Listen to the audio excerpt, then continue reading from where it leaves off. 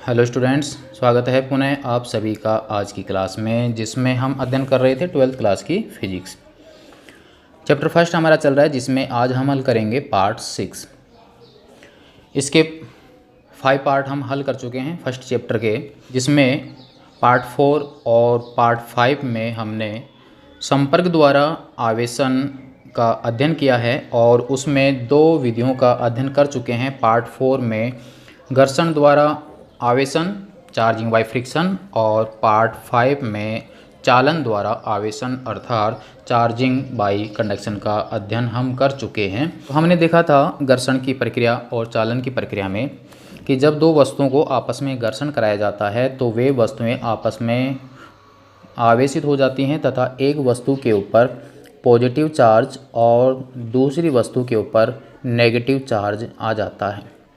अर्थात घर्षण की प्रक्रिया में दोनों वस्तुएं जो हैं समान मात्रा में आवेशित होती हैं, लेकिन उनके ऊपर आवेश की जो प्रकृति होती है वो एक दूसरे के विपरीत होती है।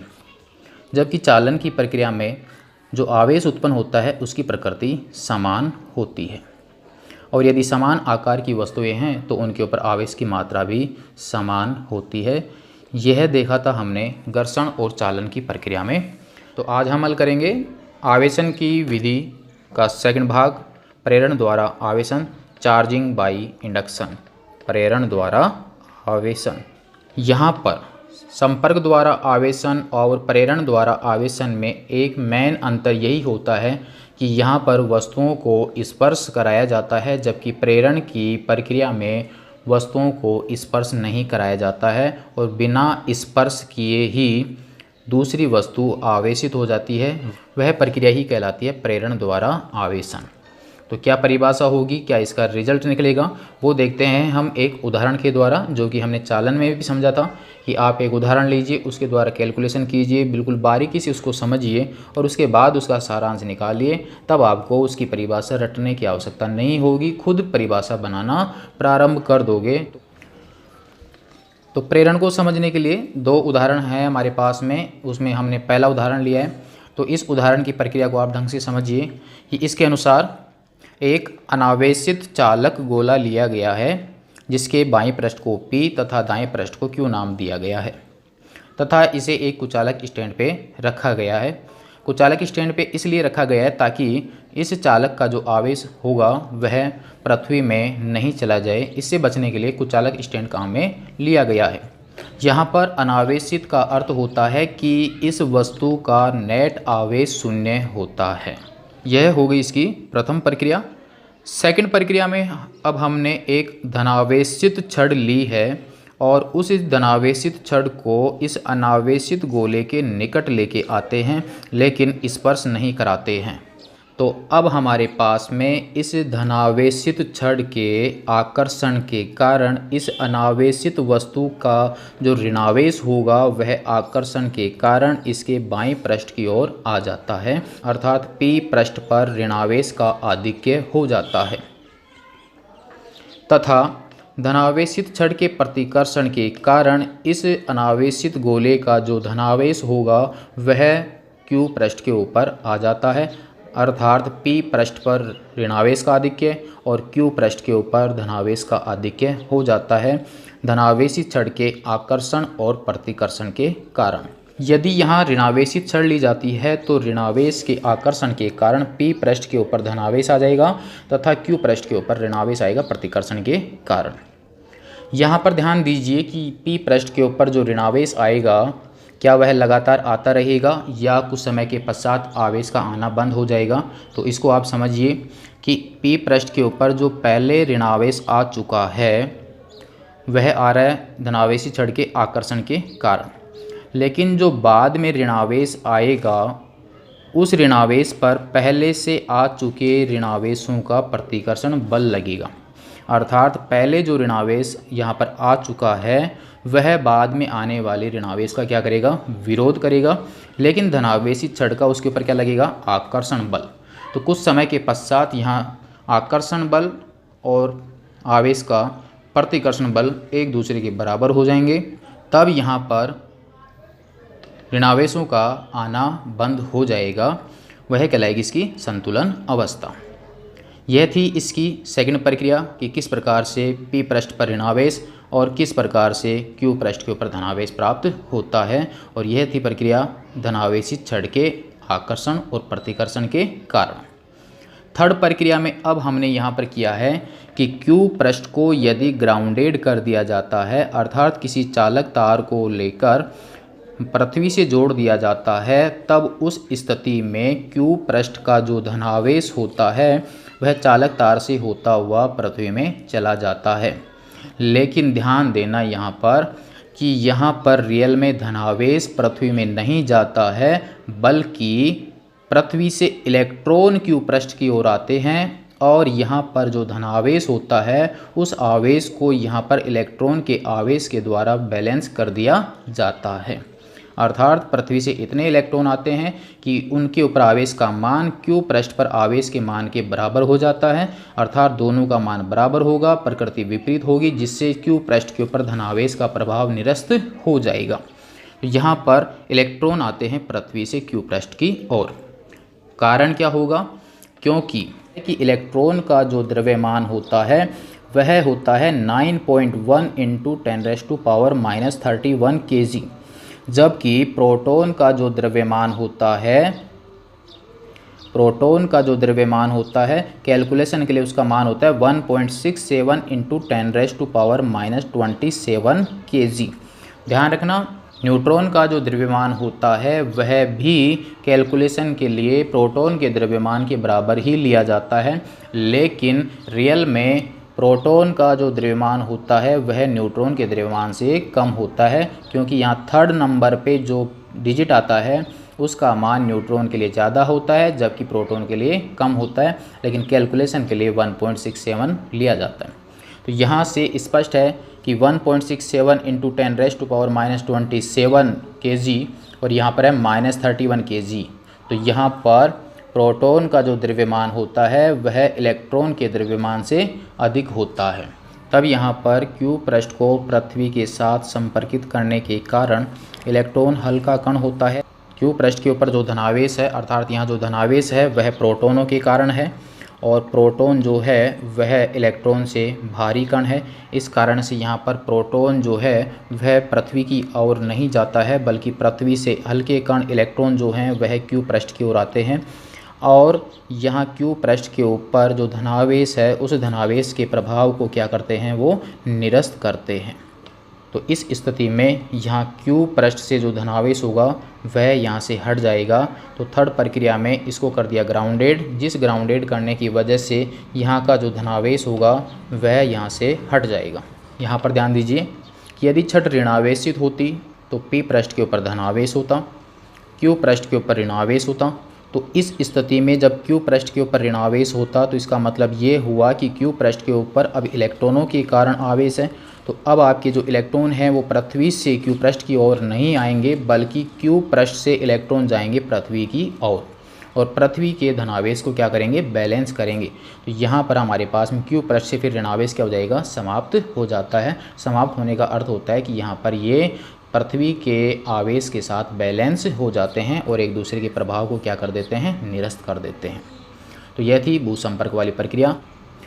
नेक्स्ट प्रक्रिया में अब यदि इस भू संपर्कित को हटा दिया जाता है, अर्थात यहाँ क्यू से जो चालक तार जोड़ा था इस चालक तार को यहाँ से हटा दिया जाता है, तब क्यू पृष्ठ के ऊपर आवेश है नहीं, जबकि कौन से पृष्ठ के ऊपर है, पी पृष्ठ पर, अर्थात गोले के बाएं पृष्ठ के ऊपर ऋणावेश बना हुआ है। तो यहाँ जो धनावेशित छड़ है उसको हम नहीं हटाते हैं, छड़ अब यथा स्थान पर बनी हुई है। तो इस छड़ के आकर्षण के कारण पी पृष्ठ के ऊपर जो ऋणावेश है वह भी अपने स्थान पर बना रहेगा। अब चूँकि यहाँ पर क्यू पृष्ठ के ऊपर ऑलरेडी आवेश निरस्त हो चुका है, संपर्क तार को यहाँ से हटा देंगे तो इस ऋणावेश की स्थिति पर कोई भी प्रभाव नहीं होगा। ध्यान देना, तार को पहले हटाना है, तब हमारे पास पी पृष्ठ के ऊपर ऋणावेश बना रहेगा। यदि यहाँ से तार को नहीं हटाते हैं और उससे पहले यदि छड़ को यहाँ से हटा दिया जाता है तो इस ऋणावेश के ऊपर छड़ का आकर्षण समाप्त हो जाएगा, और अब जो यह पी पृष्ठ के ऊपर जो ऋणावेश बना हुआ है वह इस चालक तार से होता हुआ पृथ्वी में चला जाएगा। तो यहाँ से ऋणावेश भी पृथ्वी में चला जाएगा। तो इससे बचने के लिए पहले आपको छड़ को नहीं हटाना है, बल्कि यहाँ भूसंपर्क वाले तार को हटाना है। तो यहाँ से फोर्थ स्टेप क्या हुई कि क्यू पृष्ठ से अब यदि भूसंपर्क को हटा दिया जाता है तथा छड़ को नहीं हटाया जाता है, तब पी पृष्ठ के ऊपर ऋणावेश बरकरार रहता है। फिफ्थ पोजीशन में अब यदि धनावेशित छड़ को भी यहाँ से हटा दिया जाता है, तो यहाँ पी पृष्ठ के ऊपर जो ऋणावेश बाएं पृष्ठ के ऊपर था, अब यह ऋणावेश इस चालक के संपूर्ण पृष्ठ के ऊपर वितरित हो जाता है, यानी फैल जाता है। तो यहाँ पर जो ऋणावेश होगा वह इसके पृष्ठ के ऊपर फैल जाता है। आप माइनस इसके बाहरी सतह पे बना सकते हैं और यहाँ पृष्ठ के ऊपर भी दिखा सकते हैं। तो इस प्रकार से अब आपकी फिफ्थ प्रक्रिया के अंदर जो अनावेशित वस्तु थी वह अब आपके यहाँ पर नेगेटिव चार्ज से आवेशित हो चुकी है। तो यहाँ पर हमारे पास जब हमने धनावेशित छड़ ली थी तो आपके अनावेशित जो वस्तु है उसके ऊपर किस प्रकृति का आवेश आया हमारे पास? नेगेटिव प्रकृति का। तो यहाँ पर हमारे पास विपरीत प्रकृति का आवेश प्राप्त होता है। तो ध्यान रखना, प्रेरण की प्रक्रिया में अनावेशित वस्तु के ऊपर विपरीत प्रकृति का आवेश प्राप्त होता है। यदि यहाँ पर ऋणावेशित छड़ ली जाती है तो यहाँ पर धनावेश होगा, यहाँ ऋणावेश होगा, ऋणावेश जाएगा पृथ्वी में, यहाँ बचेगा आपके पॉजिटिव चार्ज। जब छड़ को हटा देंगे तो इस वस्तु के संपूर्ण पृष्ठ के ऊपर पॉजिटिव चार्ज आ जाएगा, अर्थात वस्तु हो जाएगी धनावेशित। तो अब इस उदाहरण को परिभाषा के रूप में कन्वर्ट करते हैं। तो कि इसकी परिभाषा होती क्या है कि जब किसी आवेशित वस्तु को किसी अनावेशित वस्तु के निकट लाया जाता है लेकिन स्पर्श नहीं कराया जाता है, तब यहाँ पर अनावेशित वस्तु पर विपरीत प्रकृति का आवेश उत्पन्न कर दिया जाता है। तो यह प्रक्रिया कहलाती है प्रेरण द्वारा आवेशन। तो परिभाषा को आप नोट कर सकते हैं।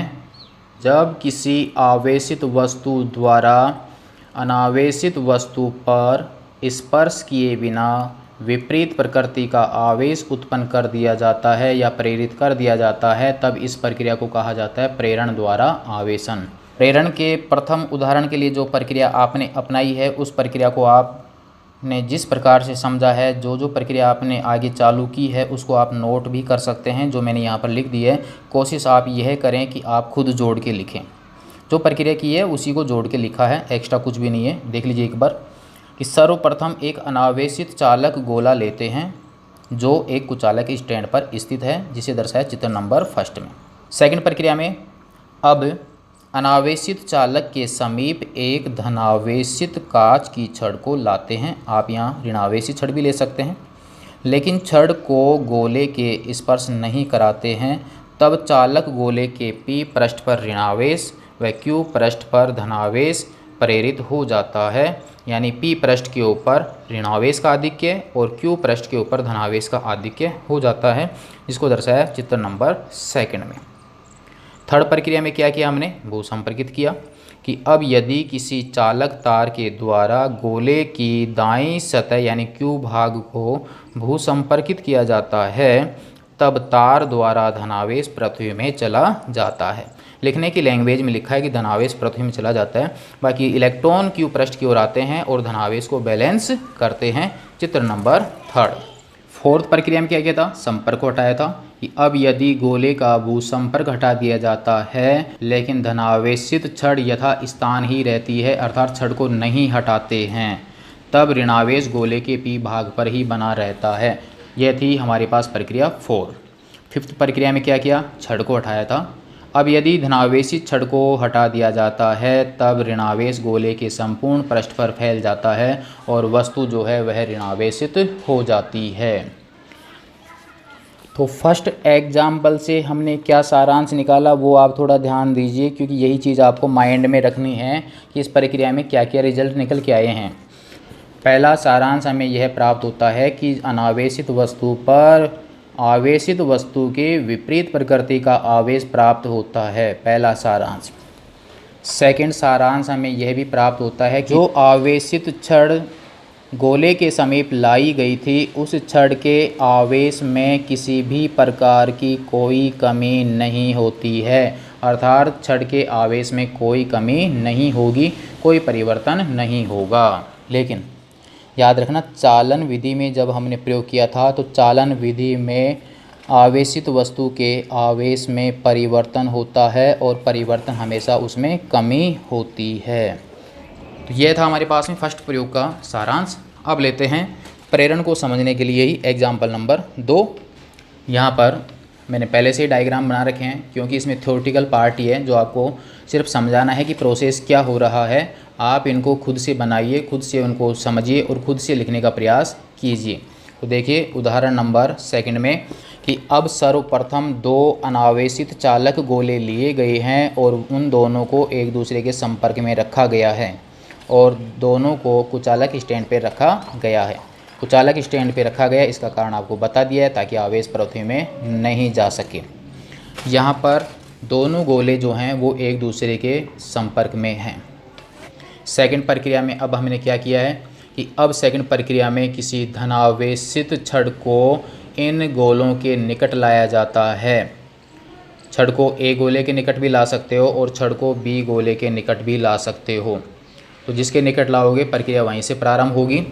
तब किसी धनावेश छड़ को ए गोले के निकट लाया जाता है लेकिन स्पर्श नहीं कराया जाता है। तब वही प्रक्रिया धनावेश के आकर्षण के कारण इनका जो ऋणावेश होगा वो ए गोले के बाएं पृष्ठ पर आ जाता है तथा धनावेश जो होगा वह छड़ के प्रतिकर्षण के कारण बी गोले के दाएं पृष्ठ पे चला जाता है। सेकंड प्रक्रिया इस प्रकार से है।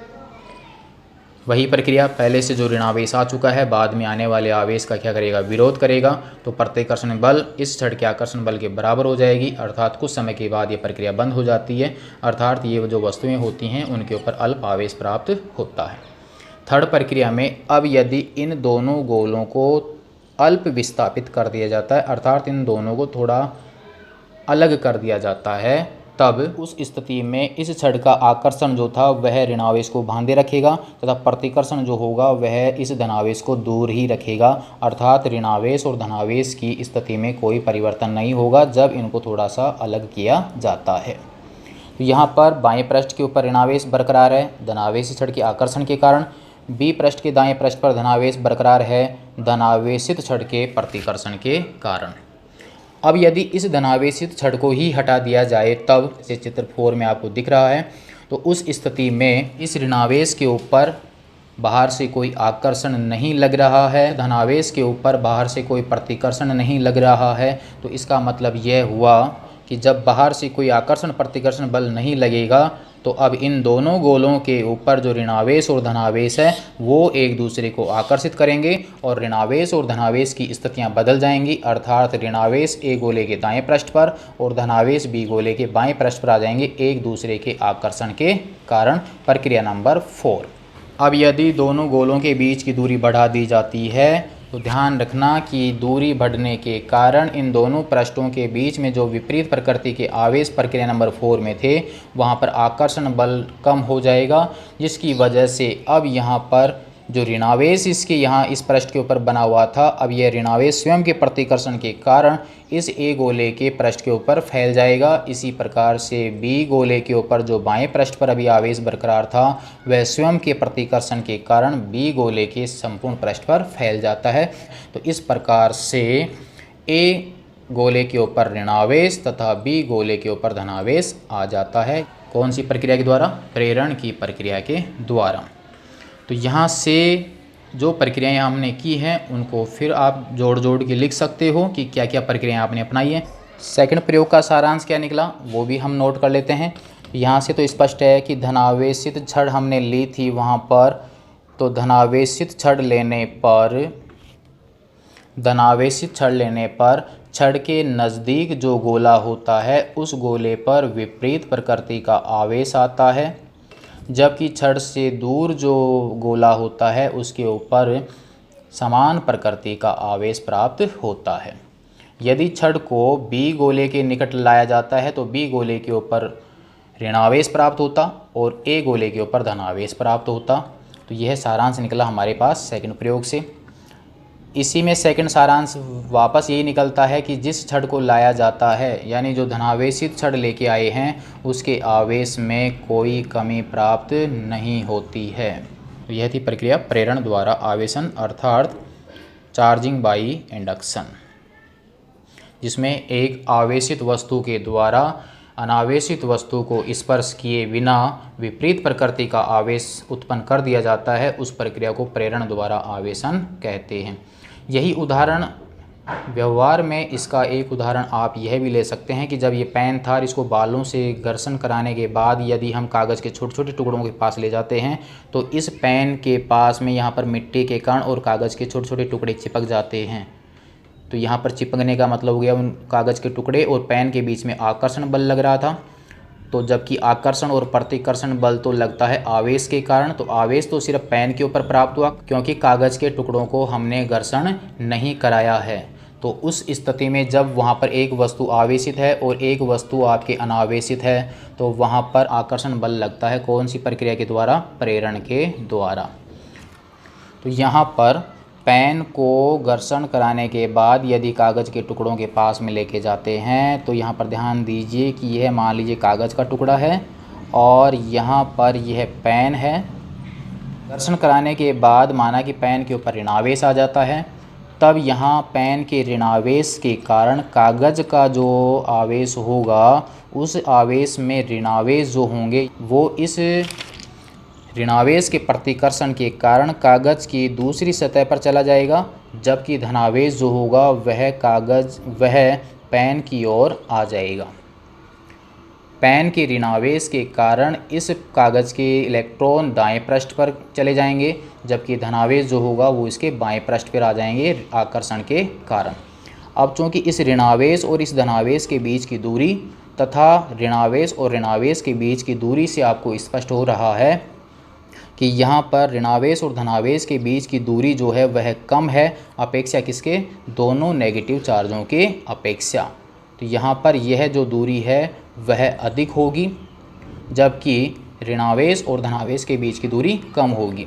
और दूरी यदि कम है तो आपको पता है कि वहाँ पर जो आकर्षण बल होगा वह अधिक लगेगा, जबकि ऋणावेश के बीच की दूरी अधिक होने के कारण यहाँ पर जो प्रतिकर्षण बल लगेगा उसका मान कम होगा। तो यहाँ पर प्रतिकर्षण बल की अपेक्षा आकर्षण बल अधिक प्रभावी होता है। इस कारण से बिना आवेशित कागज़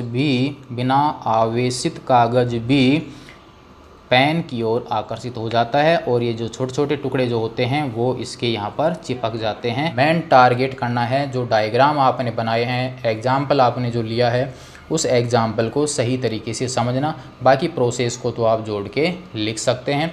जल्दी से अब दोबारा से इसको एक बार रिवीजन कर लेते हैं प्रेरण द्वारा आवेशन को। तो क्या प्रोसेस था हमारे पास में कि एक आवेशित वस्तु के द्वारा अनावेशित वस्तु पर विपरीत प्रकृति का आवेश प्राप्त किया जाता है। कौन सी विधि के द्वारा? प्रेरण विधि के द्वारा, जबकि इनमें वस्तुओं को एक दूसरे के स्पर्श नहीं कराया जाता है।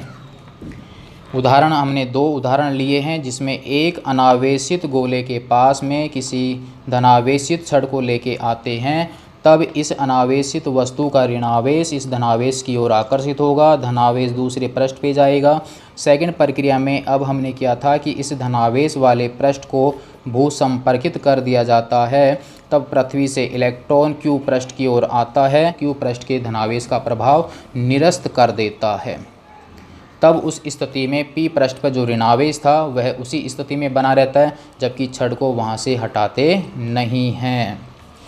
और उसके बाद में अब यदि इस कनेक्शन को यहाँ से हटा दिया जाता है, क्यू के ऊपर प्रभाव है नहीं, पी के ऊपर ऋणावेश है, अब यदि छड़ को भी हटा दिया जाता है तो ये ऋणावेश संपूर्ण पृष्ठ पर फैल जाता था।